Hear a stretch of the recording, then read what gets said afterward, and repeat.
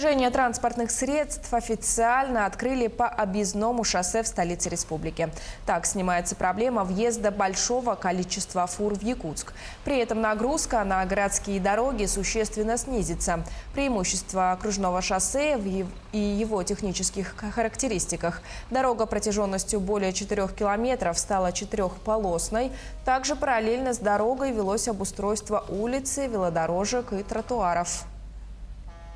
Порядка 832 миллионов рублей было потрачено, на капитальный ремонт, с учетом всего комплекса коммуникаций, которые на этом участке сегодня предусмотрены. А это практически все коммуникации: и газ, и вода, и электроснабжение, и освещение, ну и, соответственно, вся дорожная одежда, которая была расширена до 4 полос.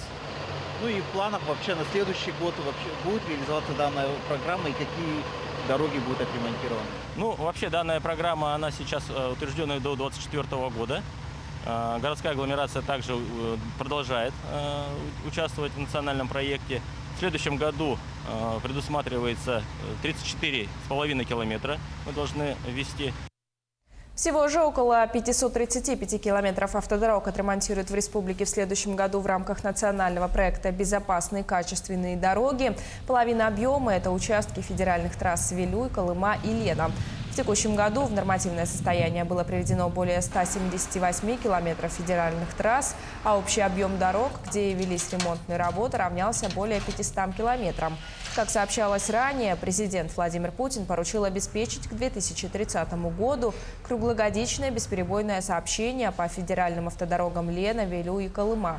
Для этого региональный Минтранс планирует построить 4 мостовых перехода через реку Вилюй, еще один на реке Алдан.